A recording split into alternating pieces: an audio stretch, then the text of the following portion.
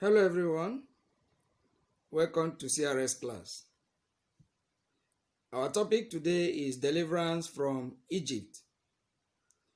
You remember in our previous class, we talked about the Passover, how the angel of destruction passed over the houses of the Israelites while killing all the firstborn male, both animals and human beings of the Egyptians, and the Israelites were saved. Now, Pharaoh was highly terrified by these 10 plagues, and so he finally allowed the Israelites to leave Egypt. Okay? So Moses led them through the forest, and they traveled for many days and many nights until they came to the shore of the Red Sea. Then they heard some noise, and they looked back, and they saw the Egyptian soldiers coming after them to take them back to Egypt. That is to say, after Pharaoh had decided to let them go, after a while he changed his mind and he ordered his soldiers to go after them so that they could bring them back to Egypt. So when the Israelites saw the soldiers coming behind them, they became afraid and they cried to God to save them. Moses, their leader, told the Israelites not to be afraid because Moses believed strongly in God's intervention. Okay, Moses told them not to be afraid, and Moses said to the people, "Fear not, stand firm and see the salvation of the Lord, which he will work for you today." And he go further. "For the Egyptian whom you see today, you shall see them no more.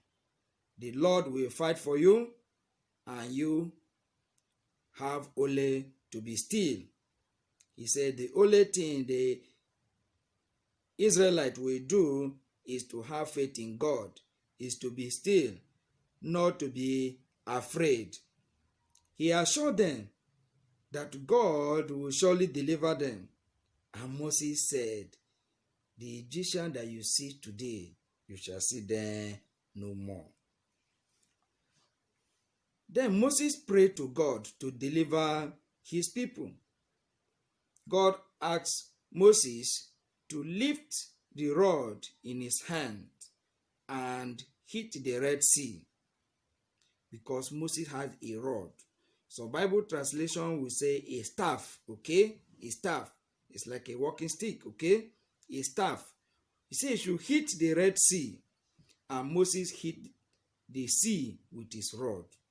And God divided the sea into two.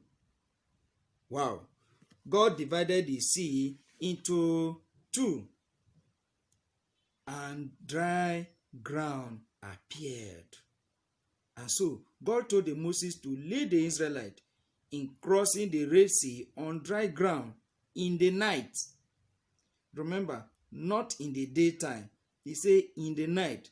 And so Moses led them to cross the Red Sea on dry ground throughout the night. They were crossing on dry ground. Remember, at this time, the water had already separated. Okay? And so they crossed the Red Sea on dry ground throughout the night. However, in the morning, the Egyptian soldiers saw the Israelites far out in the Red Sea, crossing it on dry ground, and the Egyptian soldier went after the Israelites. Wow. They were on self-destruction mission. But when they reached the middle of the Red Sea, the ground was too soft for them to go through.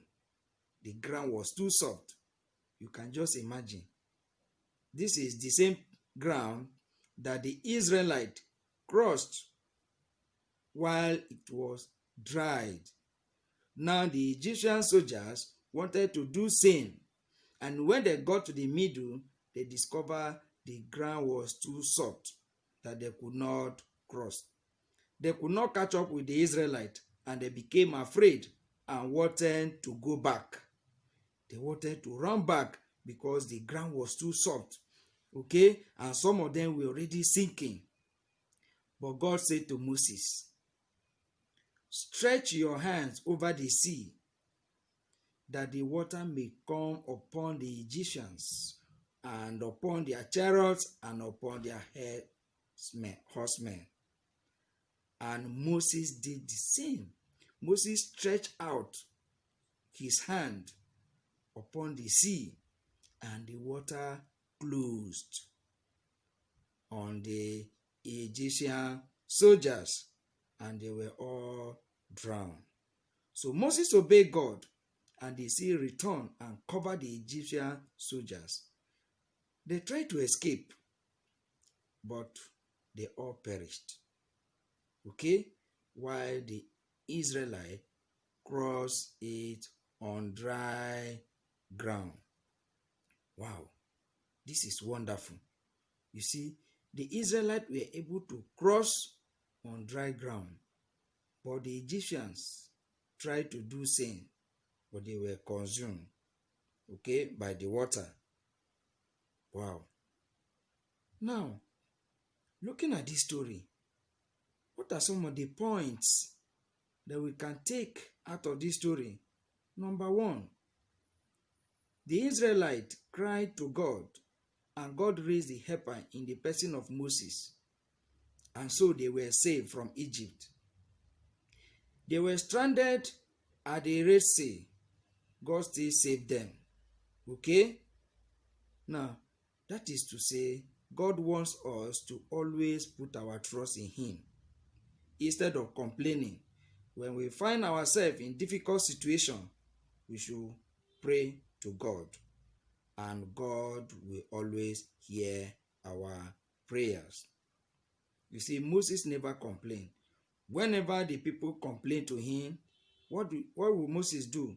Moses will go and pray to God.